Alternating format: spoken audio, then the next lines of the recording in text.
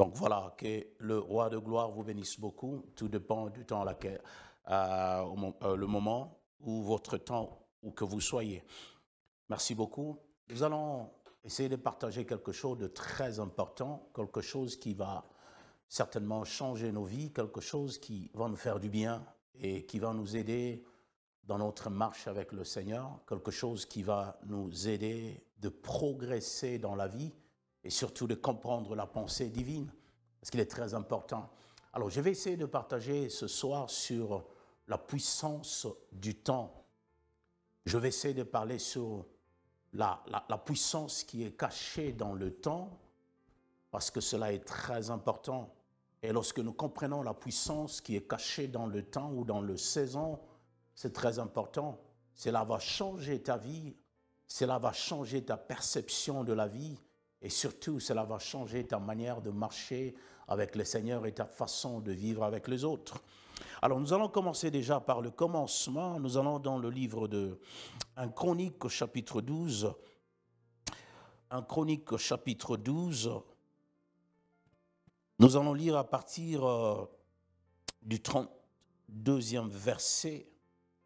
Je vais rapidement lire. La Bible dit ceci: le fils d'Isaacar, ayant l'intelligence de temps pour savoir ce que devait faire Israël, 200 chefs et tous les frères sous leur ordre. Je vais devoir m'arrêter par là. Ici, on est en train de parler de fils d'Isaacar.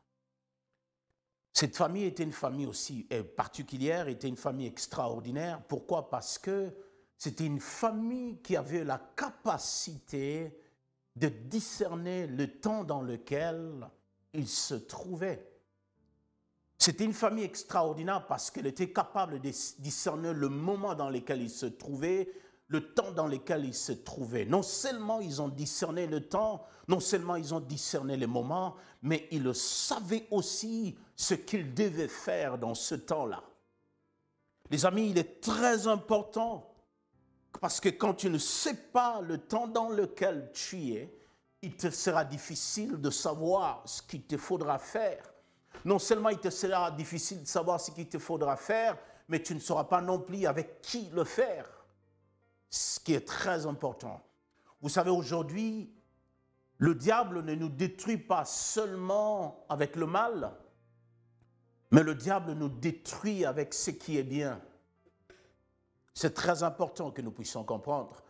Le diable ne nous détruit pas avec le mal, mais le diable nous détruit avec ce qui est bien. Le diable ne nous détruit pas avec les mauvaises personnes, mais le diable nous détruit avec les bonnes personnes. Vous savez, nous avons tendance à croire que ce qui est bien est Dieu. Nous avons tendance à croire que quand la personne est bonne, la personne est de Dieu. Non, tu n'as pas besoin de ce qui est bien. Tu as besoin de ce qu'il te faut. Tu n'as pas besoin de la bonne personne dans ta vie. Tu as besoin de la personne qu'il te faut. C'est pourquoi plusieurs personnes ont fait des choses qui avaient l'apparence d'être de bonnes choses, mais en réalité, c'était des choses qui ont détruit leur vie. Ce sont des choses qui étaient désagréables devant le Seigneur. Donc, il est très important que nous puissions comprendre l'importance de temps. Et lorsque nous connaîtrons l'importance du temps, nous saurons que faire et avec qui il faudra le faire. Dans le psaume 90, David, le psalmiste est en train de dire, il dit: Seigneur, apprends-moi à compter mes jours, afin que j'applique mon cœur à la sagesse. En d'autres termes, apprends-moi à connaître la saison dans laquelle je me trouve. Apprends-moi à connaître le temps dans lequel je me trouve, afin que je sache quoi faire. Je suis en train d'avancer et vous allez comprendre. Mais allons d'abord voir une histoire dans la Bible qui va nous aider pour que nous puissions comprendre l'importance de temps, l'importance de saison. Et lorsque tu comprends la saison ou la saison dans laquelle tu es, tu comprends la saison de ta vie, tu comprends le temps de ta vie, laisse-moi te dire, tu n'auras ni à pleurer, il sera difficile que l'ennemi te détruise. Il sera difficile que tu mènes une vie désespérée. Il sera difficile que tu puisses être stressé par la réalité de la vie parce que tu comprendras le temps de Dieu pour ta vie. Tu comprendras la saison de Dieu pour ta vie. Et une fois que tu comprends cela, tu sauras que faire et avec qui le faire. Ça, c'est très important. Alors, lorsque nous allons dans le livre de Genèse 41, le livre du commencement, Genèse 41, à partir du 25e verset jusqu'au 37e verset. Je ne vais pas lire, écrivez là où vous êtes, c'est très important. Nous allons ajouter à cela Matthieu chapitre 7, à partir du 24e verset jusqu'au 27e verset. Alors, je vais écrire le référence biblique et je vais devoir expliquer cela. Nous sommes en train de parler de temps, nous parlons de saison, nous parlons de la puissance de temps, la puissance de saison. C'est très important. Alléluia. Vous savez, sans le temps, la vie n'a pas de sens, la vie n'a pas de signification. La raison pour laquelle Dieu a mis l'homme dans le temps, c'est pour l'empêcher à être éternel. Ça, c'est très important. La raison pour laquelle nous appelons notre Dieu éternel, c'est simplement parce qu'il est en dehors du temps. C'est-à-dire, le temps ne le contrôle pas. Tous les êtres humains, écoutez-moi les amis, ce que les hommes ont en commun, il n'y a que deux choses que les humains ont en commun. Nous avons différentes nationalités, nous avons différentes races, nous avons tout un bon nombre de choses qui sont différentes. Nous avons tout un bon nombre de choses qui nous diffèrent. Mais il y a deux choses majeures que nous avons en commun. C'est le temps et le changement. Tout être humain vivra le changement. Le temps, nous l'avons tous en commun. Que vous soyez blanc, que vous soyez noir, que vous soyez riche, que vous soyez pauvre, que vous soyez africain, que vous soyez américain, européen ou asiatique, que sais-je encore, nous avons tous le temps en commun. Et le temps que nous avons tous, c'est 24 heures sur la terre. Les autres choses peuvent nous différencier, mais le temps, Dieu a donné quelque chose de commun à tous les humains, c'est le temps. Nous tous, nous sommes influencés par le temps. Nous tous, nous subissons l'influence du temps. Vous savez, ce que j'aime avec Dieu, c'est quoi? Vous savez, lorsque Dieu a créé l'homme, my God, il a donné à l'homme ce que nous appelons la volonté ou le libre arbitre. Le libre arbitre, c'est-à-dire l'homme étant souverain de lui-même. Dieu lui a donné ce libre arbitre, c'est-à-dire l'homme peut vivre, peut décider sans Dieu ni sans le diable. Dieu a créé l'homme de manière à ce qu'il puisse être capable de décider de lui-même. Il lui a donné cette conscience. Voilà pourquoi l'homme est libre de choisir Dieu ou de ne pas le choisir. Voilà le danger de la conscience ou de libre arbitre. Ce que j'aime avec Dieu, vous savez, la plus grande forme de la sorcellerie, c'est le contrôle. Quiconque veut contrôler votre vie, c'est le sorcier de votre vie. La première des choses que Dieu a donnée à l'homme, c'est la liberté de décider comment il doit mener sa vie, comment il doit vivre. Et ce que vous êtes, c'est le fruit de vos choix dans la vie. Vous savez, quand Dieu a créé, la vie de l'homme est le reflet de ce choix dans la vie. Vous êtes le résultat de vos choix. Et vous savez, on ne peut pas parler de choix sans qu'il y ait des options. Je ne peux pas vous demander de choisir entre ce que j'ai dans ma main. Je n'ai qu'un stylo, je n'ai qu'une seule chose. Et lorsque je possède une seule chose, je ne sais pas vous demander de faire le choix. Pour que quelqu'un fasse le choix, il faut qu'il y ait des options. Il faut qu'il y ait plusieurs possibilités. C'est pourquoi lorsque Dieu a créé l'homme, il a dit à l'homme, voici, je mets devant toi la vie et la mort. Je mets plusieurs options. Et tu choisis. Dieu n'a pas dit, je vais choisir pour toi. Dieu dit, tu choisis. Pourquoi? Parce que je te créé un être indépendant, un être libre et capable de choisir ce que tu veux et vivre des conséquences de tes choix. Vous savez, quand Dieu a placé Adam dans le jardin d'Éden, il y a quelque chose de très important. J'aime souvent le dire, vous allez vous rendre compte que Adam avait une race intermédiaire ou une destinée intermédiaire. C'est-à-dire, Adam ne pouvait ni vivre éternellement, ni mourir. Ce que Adam est devenu n'était pas le fruit du choix de Dieu, c'était le fruit de ce propre choix.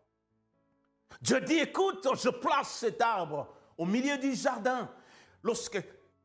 Si tu manges, tu arrives à manger le fruit de l'interdiction, tu mourras. Voilà, il y a l'arbre de vie et il y a l'arbre de la connaissance du bien et du mal. Lorsque tu manges, tu oses manger cet arbre de la connaissance du bien et du mal, tu mourras. Dieu s'est arrêté par là. Et ce que Adam allait devenir était le résultat du choix qu'il allait faire dans la vie. Alléluia. Donc c'est très important que nous puissions comprendre cela. Dieu a donné à l'homme le libre arbitre et l'homme devait choisir qui il devait devenir dans la vie. C'est très important. Nous sommes le fruit de nos choix. Nous sommes le fruit de ce que nous avons choisi d'être. Alors Dieu, il crée l'homme, il le donne le libre arbitre. Et quand il a créé, il va placer l'homme dans le temps. Suivez-moi très bien. Quand Dieu créait l'homme, il s'est servi de deux verbes, le verbe créer et le verbe former. Dieu créa l'homme à partir du néant, c'est ce que le verbe créer veut dire. C'est-à-dire Dieu a créé l'homme à partir du néant. Et quand Dieu a créé quelque chose à partir du néant, sans matière première, Dieu va créer l'homme. Et il le créa en tant qu'esprit. Et quand Dieu a créé l'esprit, et que l'esprit a existé, l'esprit a vécu avant qu'il ne puisse exister. Et après avoir créé l'homme, Dieu devait maintenant prendre ce qu'il avait créé, le déposer dans ce qu'il avait formé pour que l'homme puisse réaliser le mandat de Dieu sur la terre. Alors, puisque l'homme est un être physique, Dieu ne pouvait pas le laisser dans l'éternité. Alléluia. Dieu a créé l'homme. Le mot homme, c'est le nom que Dieu avait donné à l'esprit qu'il avait créé. Amen. Dieu créa l'homme à son image. Quand vous lisez la parole de Dieu, le mot homme dont la Bible est en train de faire référence ne se référait pas à un sexe masculin, non. Le mot homme, c'est le nom que Dieu avait donné à l'esprit qu'il avait créé. Et cet esprit n'a pas de sexe. C'est pourquoi un mâle est un homme, un femelle est un homme, parce que le nom homme, c'est le nom de l'esprit. Je ne sais pas si vous êtes en train de me saisir très bien. Alors, quand Dieu a créé l'homme, il a formé les corps, il a déposé l'homme qu'il avait créé, il a déposé dans le corps qu'il avait formé. L'homme devient un être vivant. Pourquoi Dieu devait lui créer un corps? Parce que les esprits sont illégaux dans le monde de vivants. Alors, il fallait que Dieu lui crée un corps physique. Et c'est ce corps physique qui devait permettre à l'homme de vivre dans le monde de vivants. Alléluia. Alors Dieu, c'est-à-dire Dieu a pris ce qu'il avait créé dans l'éternité, il devait déposer cela dans le temps. Amen. Alors suivez-moi très bien là où je vous amène. Vous vous rappelez de l'histoire de Jérémie? Dieu a dit, avant que tu ne naisses, avant que tu ne sois formé dans le sein de ta mère, moi Dieu, je te connaissais. Et je t'avais destiné à être le prophète de nations. L'homme a commencé à exister dans l'éternité, déjà avec un mandat, avec une mission. Et puisque l'homme, déjà, quand Dieu a créé l'homme, écoutez-moi les amis, il n'y a rien de ce que Dieu a créé sans qu'il y ait un but ou un objectif. Dieu a créé l'homme avec un but, avec un objectif. Et puisqu'il t'a créé avec un but et avec un objectif, qu'est-ce que Dieu doit faire? Il te promène à toi qu'il avait créé dans l'éternité. Il te place dans un temps. Il te place dans un temps pour que tu ne sois pas éternel. Parce que l'objectif ou la mission pour laquelle tu as été créé, c'est une mission très limitée. Est-ce que vous me suivez très bien? C'est-à-dire, tu as raison, Dieu t'a créé parce que tu avais un but ou un objectif.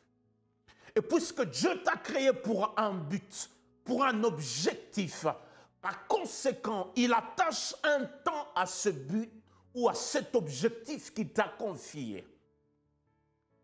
Et lorsque tu vis sur la terre pour réaliser le but pour lequel tu as été créé, il y a quelque chose que tu ne dois jamais oublier. Il y a quelque chose que tu ne dois jamais perdre. Et que ce temps-là, où le but que tu es venu réaliser, est attaché à un temps. Et ce temps est limité. C'est pourquoi tu ne dois jamais perdre dans ton esprit que tu n'es pas sur la terre éternellement. Ta présence sur la terre est limitée. Ta présence là où tu es, elle est vraiment limitée. Il y a quelque chose que tu ne dois jamais perdre dans ta conscience, que tu ne serviras pas Dieu éternellement. Tu ne vivras pas sur la terre éternellement. Tu n'as pas tout le temps pour servir Dieu. Tu n'as pas tout le temps pour faire la volonté de Dieu. C'est pourquoi Ecclésiaste a dit, oh my God, vous savez, c'est très important. C'est pourquoi Ecclésiaste nous exhorte à connaître le Dieu pendant le jour de notre jeunesse. Pendant qu'on est jeune, il nous dit c'est important de connaître l'Éternel pendant ta jeunesse. Parce que quand tu connais Dieu, il est le seul qui révèle ta destinée. Il est le seul qui révèle ta raison d'existence. Quand tu le rencontres, il te révèle la raison pour laquelle tu existes. Et pendant ta jeunesse, tu comprends ta mission ou ta raison de vivre sur la terre. Tu peux commencer déjà à le servir. Imagine-toi, tu arrives à rencontrer le Seigneur ayant déjà 60 ans, 70 ans. Tu découvres ta destinée, tu ne sais pas combien de temps il te reste. C'est pourquoi le psalmiste a dit, Seigneur, apprends-nous à compter nos jours. Aide-moi à comprendre mes jours, à comprendre la raison de mon existence, afin que j'applique ma vie à la sagesse. Est-ce qu'il y a quelqu'un qui est en train de me suivre? C'est très important. Paul est en train de dire, rachetez le temps, car les jours sont mauvais. Cette parole ne se réfère pas au temps. Quand on parle de racheter le temps, la Bible ne se réfère pas aux guerres, ne se réfère pas au coronavirus, à tout ce que nous voyons. Quand l'apôtre est en train de parler de racheter le temps, il veut simplement dire que, écoute-moi très bien, le temps que tu as à vivre sur la terre, il est trop court. Par conséquent, il faut l'utiliser à bon escient. Utilise très bien ton temps parce que le temps que tu as, il est très court. Il n'est pas éternel. C'est très important. Alors vous comprenez, puisque tu as été créé pour un but, puisque ta saison sur la terre est bien limitée et bien fixée, il est très important que tu comprennes le temps de ta vie. Parce que quand tu comprends le temps de ta vie, tu comprendras ton objectif. Tu comprendras tes raisons ou ta raison d'existence. Une fois que tu comprends ta saison, ton temps, tu sauras que faire. C'est très important. Alors nous allons vite dans le livre de Genèse. Je parlais de Joseph. Cette histoire, c'est l'histoire de Joseph et Pharaon. Suivez-moi très bien. Pharaon a eu un songe. Quand il a eu le songe, il était troublé par ce songe. Il a vu des vaches, une vache grasse, une vache en bonne santé. Après un moment, il a vu une autre vache qui était vraiment maigre, laide. Après quelque temps, la vache qui était laide, la vache maigrichonne, la vache qui n'était pas en bonne santé, va avaler la vache qui était en bonne santé. Et quand il avalait cette vache, c'est comme si cette vache qui était maigre n'avait rien fait. Il va encore voir les épis en bonne santé avec des épis brûlés. Les épis brûlés vont consumer les épis en bonne santé. Il a vu ce rêve. Quand Pharaon a vu ce rêve, il était paniqué. Le premier rêve, c'était...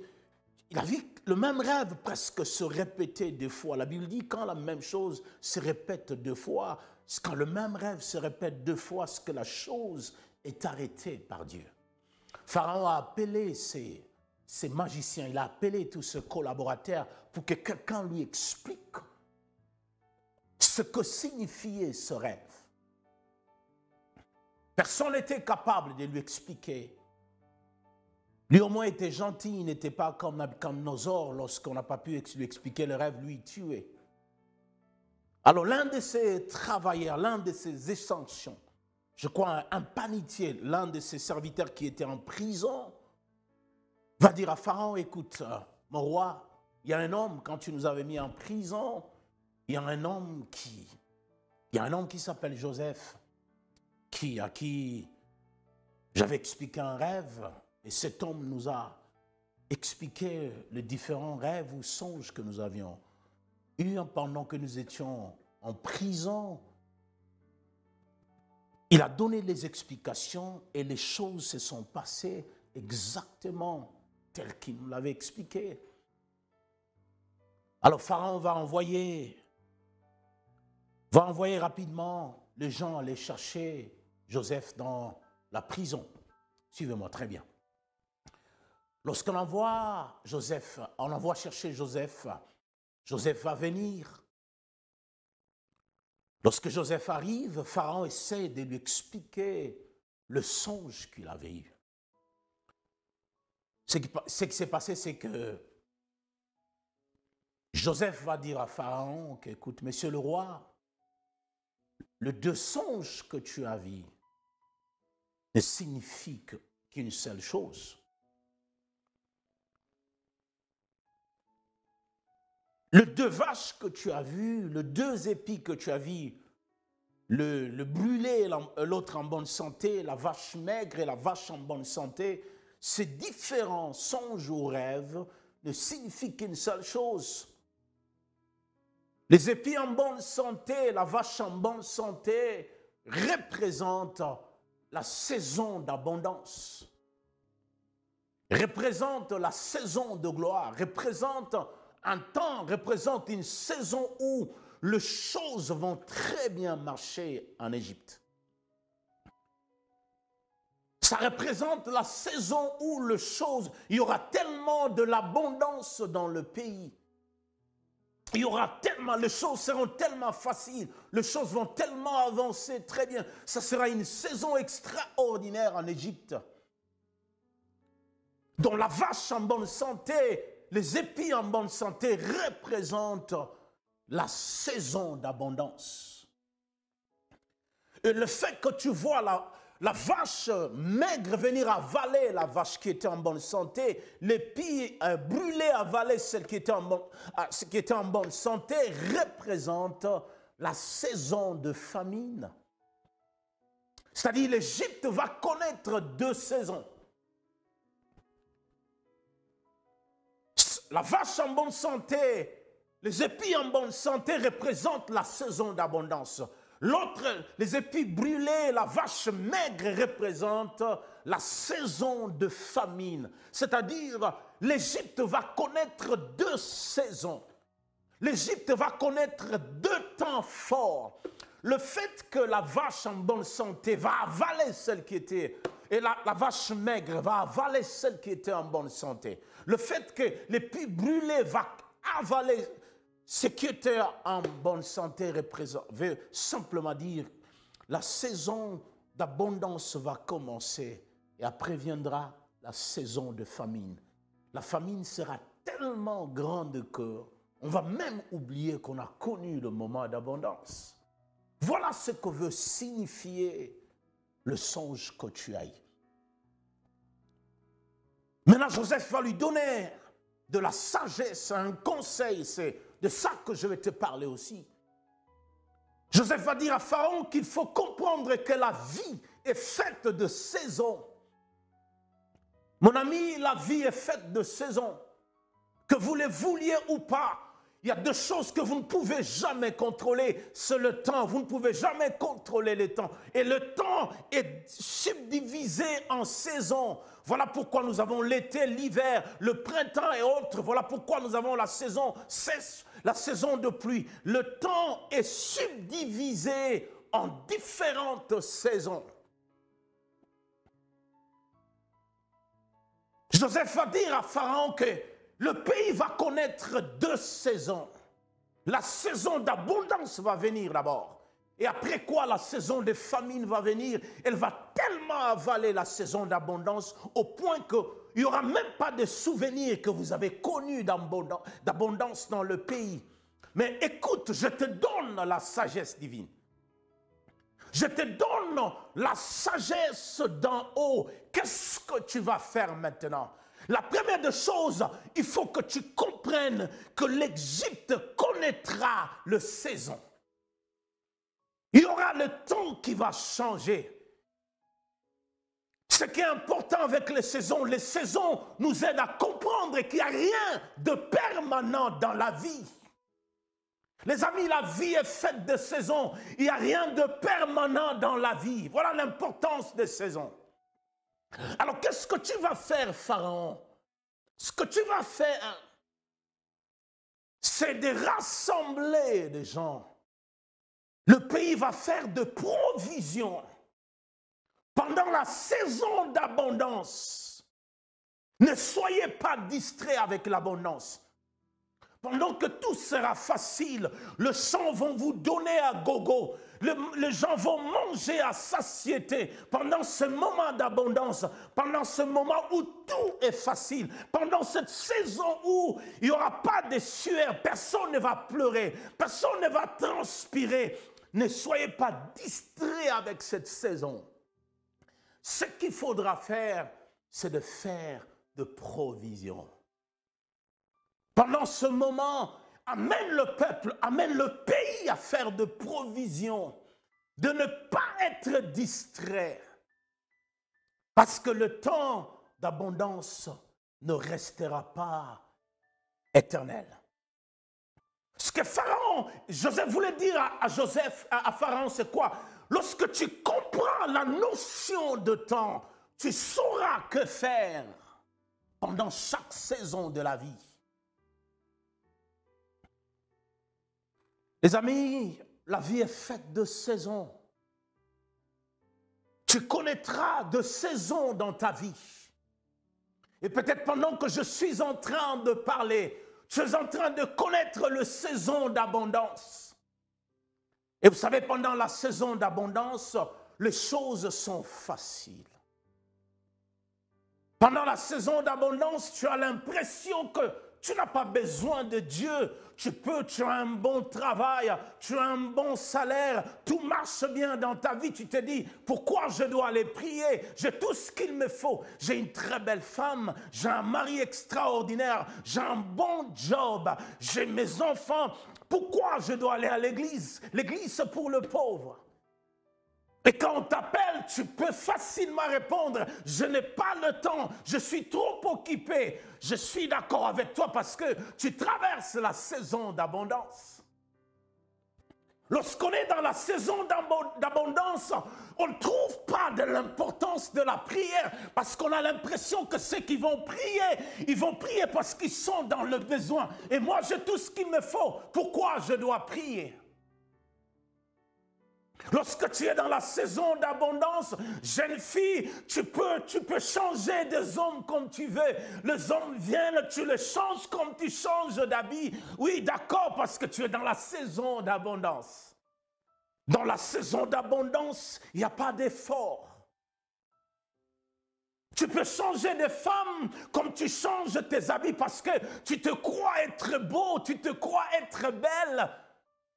C'est la saison d'abondance. Chacun de nous connaîtra la saison d'abondance. Et Joseph va dire à Pharaon, le pays va connaître la saison d'abondance. Et là où tu es, peut-être, tu es en train de connaître la saison d'abondance. Mais j'aimerais te dire une chose. Écoute-moi, la vie est faite de saisons. Et lorsque tu sais discerner la saison dans laquelle tu es, cela va t'aider à appliquer la sagesse, c'est-à-dire savoir ce qu'il te faut faire pendant la saison. Je vais finir avec ce que nous avons lu dans Matthieu, parce que le temps est en train de partir. La Bible parle de deux personnes qui étaient en train de bâtir. Deux hommes. La Bible dit, il y a une personne qui bâtissait qui était en train de bâtir. Une personne bâtit à gauche, l'autre à droite. Les deux personnes ont bâti de maisons. En lisant Matthieu 7, la Bible dit, et l'homme qui écoute la parole de Dieu, qui la met en pratique, il est semblable, alléluia, à celui qui bâtit sa maison sur le roc. Et celui qui écoute la parole et qui ne la met pas en pratique est semblable à celui qui bâtit sa maison sur le sable. Écoutez, la chose qui m'intéresse dans cette histoire, c'est quoi? On nous parle de deux personnes. Les deux personnes sont en train de bâtir. Une à gauche et une autre à droite. Et quand ils bâtissent, il n'y a pas vraiment de différence. C'est comme des églises. Il y a une église à gauche, une autre église à droite. Toutes les églises prient. Toutes les églises proclament le nom de Jésus. Toutes les églises sont en train de faire ce que tout le monde fait. C'est comme deux chrétiens dans l'église. L'autre lève les mains, l'autre aussi lève les mains. L'autre donne ses offrandes, l'autre aussi donne ses offrandes. C'est difficile de différencier les deux personnes. C'est comme deux familles. Les deux personnes étaient en train de bâtir. Alléluia. Et la différence entre les deux personnes n'était pas une différence visible. La différence entre les deux bâtisseurs n'était pas dans ce que les hommes voyaient. La différence était dans ce que les gens ne voyaient pas. La différence était dans le fondement. Le fondement d'une maison, c'est la partie la plus invisible qui soutient ce qui est visible. C'est difficile de voir la différence entre deux églises. C'est difficile de voir la différence entre deux chrétiens. Parce que ce qu'ils font est visible, mais ce qui soutient ce qu'ils font est invisible. Mais la chose qui m'intéresse, c'est quoi? La Bible appelle celui qui bâtissait sur le roc, celui qui écoute la parole et qui la met en pratique, la Bible l'appelle le sage bâtisseur. Donc celui qui bâtissait sur le roc, la Bible l'appelait le sage. La sagesse, c'est quoi? La sagesse, c'est la capacité de discerner les différences dans le temps, dans les hommes, dans la vie. C'est-à-dire, l'homme qui est sage, c'est celui qui sait comprendre que la vie est faite de saisons. C'est celui qui sait comprendre que les hommes, les humains sont différents. Par conséquent, je ne le traite pas tous de la même manière. Mais celui qui n'écoute pas la parole, la Bible l'appelle un insensé. Un insensé, c'est la personne qui ne sait pas voir, qui ne sait pas comprendre que la vie est faite de saisons. Alors regardez maintenant, l'homme qui bâtissait sur le roc. Vous savez, tout ce que vous faites dans la vie, un jour sera éprouvé par le Seigneur. tout ce que vous faites, je dis à quelqu'un, ne crois jamais à une relation, à la solidité d'une relation jusqu'à ce qu'elle sera éprouvée. Je disais à un homme de Dieu, il ne faut jamais croire à tout ce que le fidèle te dise. Pasteur, nous t'aimons. Pasteur, ceci, cela. Non, il faut attendre le moment noir. Il faut attendre le moment de douleur. C'est à ce moment-là. Parce que ce qui est bien avec le Seigneur, c'est quoi? Non seulement il éprouve notre foi. Par moments, Dieu nous éprouve, mais l'objectif, ce n'est pas nous. L'objectif, il veut simplement nous révéler les personnes qui nous entourent. La Bible dit, on frappe le berger, le brebis se disperse au lieu de se rassembler davantage. Parfois, Dieu nous fait passer par des moments noirs, surtout nous qui sommes des leaders. Parfois, Dieu nous fait passer par des moments noirs pour nous révéler le cœur de personnes qui nous soutiennent ou qui sont tout autour de nous. Parfois, quand nous traversons des moments noirs, à ce moment-là, on peut se dire, oh, je croyais que lui aussi était avec moi, et pourtant j'étais en train de me tromper. Tout ce que tu fais dans la vie sera éprouvé. Laissez-moi conclure par là. Mon temps est parti. Alors, ce qui est important avec celui qui bâtissait sur le roc, c'est quoi? C'est-à-dire, pendant qu'il était en train de bâtir, je m'imagine que c'était pendant la saison sèche. Pendant qu'il était en train de bâtir, il était conscient de la saison dans laquelle il était. Alors quand il bâtissait sa maison, il ne bâtissait pas sa maison en fonction du temps présent, mais il bâtissait sa maison en fonction du temps à venir. Quand il bâtissait sa maison, il ne bâtissait pas en fonction de la saison présente, mais il a bâtissé en fonction de la saison à venir. Il était conscient que le temps que je vis, oui, c'est la saison d'abondance, mais la saison d'abondance ne demeurera pas éternellement. Par conséquent, je vis mon futur, mais dans le présent. Je fais des choses aujourd'hui, non en fonction du temps présent, mais je le fais en fonction de la saison à venir. Par conséquent, je bâtis ma maison sur le roc. Bien que cette saison, c'est la bonne saison, il n'y a pas de pluie, il n'y a pas de vent, je ne dois pas me tromper par ça, parce que la vie n'est pas seulement faite de cette saison, il y a une autre saison qui viendra, c'est la saison de pluie. Et quand cette saison vient, elle vient avec le vent, elle vient avec beaucoup de choses. Et si je bâtis ma maison sans tenir compte de la différence de saison, ce que je fais aujourd'hui, lorsque les saisons changeront, la maison va s'écrouler. Par conséquent, je bâtis ma maison sur le roc. Il bâtissait la maison en étant conscient de la différence dans les saisons. Joseph a dit à Pharaon, les saisons changent. Quand tu te retrouves dans la saison d'abondance, laisse que tes pensées soient fixées sur la saison à venir, parce que c'est la saison la plus problématique. Et ce que tu vas faire maintenant va te garantir la saison qui viendrait. Le fils d'Issachar était conscient. Ils ont discerné la saison dans laquelle ils étaient. Et puisqu'ils ont discerné la saison, ils ont appris la chose à faire pour garantir. Je ne sais pas la saison dans laquelle tu es dans ta vie. Joseph a dit à Pharaon, ne te trompe pas. Ne laisse pas la saison présente te distraire.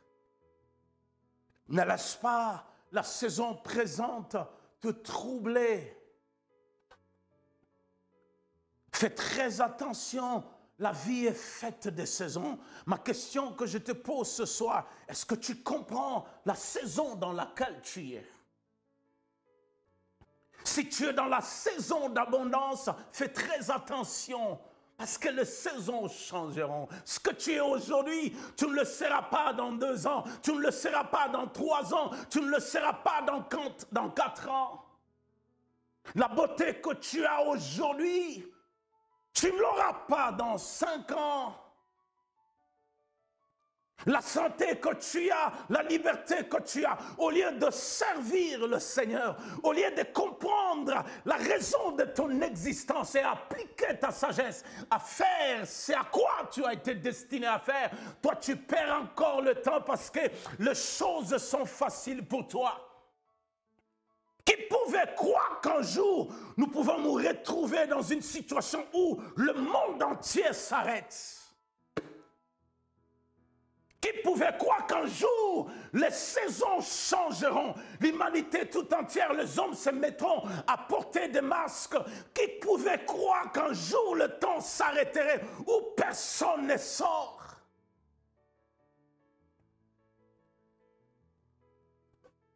Peut-être tu es dans la saison d'abondance, tu fais ce que tu veux, ce que bon te semble.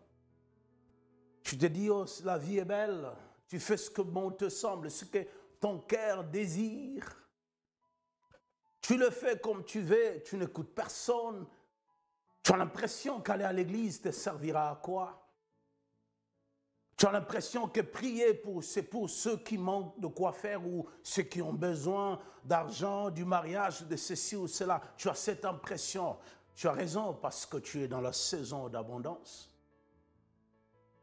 Quand tu es dans la saison d'abondance, tu as l'impression que tu es le maître de ta vie, de ton souffle de vie. Tu ne crains rien, tu n'as peur de personne et de rien. Tu vis comme si tu étais le maître de ta vie. Mais laisse-moi te dire que la vie est faite de saisons. Laisse-moi finir en parlant à quelqu'un, peut-être que tu es en train de traverser une saison noire. Peut-être que tu es en train de traverser le moment compliqué où tu as l'impression que le ciel est fermé de dessus de ta vie. Où tu as l'impression que tu as abandonné, Dieu ne t'entend pas. Où tu as l'impression que Dieu est en congé. Tu as l'impression que Dieu t'a tourné le dos et tu te poses des questions. Mon Dieu, pourquoi? Tu regardes ta vie, tu marches dans la crainte de Dieu, tu fais ce que Dieu te veut faire, mais tu te poses des questions. Seigneur, qu'est-ce qui se passe? J'aimerais t'encourager en disant, ne t'inquiète pas, mon ami. La seule chose que le temps nous révèle, c'est que le temps est fait de saisons. Il n'y a aucune saison qui soit permanente dans la vie. Et si tu n'apprends pas, tu n'éduques pas ta vie à te préparer au changement, si tu n'as pas la notion de changement, de comprendre que ce que tu es aujourd'hui, tu peux ne pas l'être dans le jour qui vient, positivement ou négativement. Si tu ne comprends pas que rien n'est permanent, il n'y a rien qui a été fait, il n'y a aucune chose qui a été faite pour demeurer éternellement, tout changera. Je disais à un ami, une sœur, quand on la demande de venir à l'église tout le temps, mon mari, j'étais en train de dire, écoutez, il ne faut jamais comprendre, vous devez comprendre que la vie est faite de saisons. Toutes les relations humaines sur la terre sont temporaires. Il n'y a aucune relation qui soit éternelle. Mari, femme, parents avec enfants, enfants avec parents, toutes les relations sont temporaires. Parce qu'un jour, les saisons changeront. Ne laisse pas ce qui est temporaire t'empêcher de vivre ce qui est éternel. Est-ce que tu comprends la saison dans laquelle tu es? Les deux personnes qui bâtissaient, l'autre insensé, quand il était en train de bâtir sa maison, il était inconscient de jours à venir. Il était inconscient des saisons. Il bâtit seulement sans tenir compte. C'est quelqu'un qui ne vit qu'aujourd'hui. Il manque le sens de demain. Il manque le sens de futur. Il vit seulement pour aujourd'hui. Cela le suffit. Et lorsque les saisons changent, sa vie n'arrive pas à tenir. La Bible dit, lorsque les saisons ont changé, le vent a soufflé. Celui qui a bâti sur le roc, il a subsisté. Et celui qui avait bâti sur le sable, sa maison s'est écroulée. Les amis, la vie est faite de saisons. Lorsque tu comprends cela, tu vivras heureux parce que tu sauras appliquer ton cœur à la sagesse. C'est-à-dire tu sauras ce qu'il te faut faire dans chaque saison de ta vie. Joseph a dit à Pharaon, fais très attention. Dans la saison d'abondance, fais des provisions. L'exemple de deux bâtisseurs, le sage avait fait très attention. Il a compris que je bâtis dans une saison où tout est OK, mais la vie n'est pas seulement faite d'une seule saison. Il viendra une saison qui viendra avec beaucoup de choses, qui viendra une saison compliquée. C'est ce que tu fais maintenant qui va garantir la saison à venir. Mais si tu n'as pas la notion, tu ne sais pas comprendre la saison dans laquelle tu es, tu seras victime des saisons qui changeront. Pour ceux qui traversent des saisons compliquées, ne paniquez pas, mon frère, ma soeur. Ne lâche pas papa, ne lâche pas maman. Ce que tu vis, c'est temporaire. Le Dieu que nous servons est un Dieu de saison. Il va te consoler, il va te réconforter. Il n'y a rien de permanent sur la terre. Tiens bon, tu peux peut-être là en train de vivre la saison de famine, où rien ne marche, ne panique pas. L'importance, ce que la saison nous renseigne, c'est qu'il n'y a rien de permanent. Ta souffrance ne va pas demeurer pour toujours. Tu ne resteras pas toujours malade, tu ne resteras pas toujours célibataire, tu ne resteras pas toujours pauvre, tu ne resteras pas toujours bloqué. Non, la vie est faite de saisons. Même tes ennemis sont saisonniers. Il y a un temps pour toutes choses. Merci beaucoup. Que le roi de gloire vous bénisse beaucoup. Je vais devoir m'arrêter par là. Je voulais juste vous réconforter ce soir pour que vous compreniez que la vie est faite de saisons. Ne paniquez pas. Cherche à comprendre la saison dans laquelle tu es et applique la sagesse. Ce que tu fais maintenant garantit la saison qui va venir. La bonne tue comme la mauvaise, mais c'est le temps présent. J'aimerais que tu vives ton futur dans le présent. J'aimerais que tu vives ton présent avec le sens de ton futur. Tu ne seras pas victime de temps. Le sage comprend que la vie est faite de saisons. Que le roi de gloire vous bénisse beaucoup et que sa grâce demeure sur vous. Que Dieu vous bénisse. Je vais juste prier. Seigneur, je prie pour tout homme et toute femme qui a écouté ce message. Que cette parole reste gravée dans nos cœurs, afin que nous comprenions que la vie est faite de saisons. Il n'y a rien de permanent dans la vie. La gloire peut disparaître en un clin d'œil. Le pleurs peut s'arrêter en un clin d'œil. Il n'y a rien qui est permanent. Aide-nous, ô Dieu, à comprendre les saisons dans lesquelles nous nous retrouvons, afin que nous sachions appliquer nos cœurs à la sagesse, que nous sachions ce qu'il nous faudra faire dans chaque saison afin de garantir le jour qui vient. Nous te faisons confiance, Père, que tu vas nous aider par ta grâce. Laisse que l'honneur et la gloire te reviennent d'avoir béni mon frère et ma soeur qui m'a écouté ce soir. Au nom puissant de Jésus-Christ, nous t'avons ainsi prié. Amen. Merci beaucoup. Que le roi de gloire vous bénisse beaucoup. Restez toujours branchés, connectés. Vous serez suffisamment nourris et bénis par le Seigneur. Que Dieu vous bénisse beaucoup au nom de Jésus-Christ. Ciao, ciao.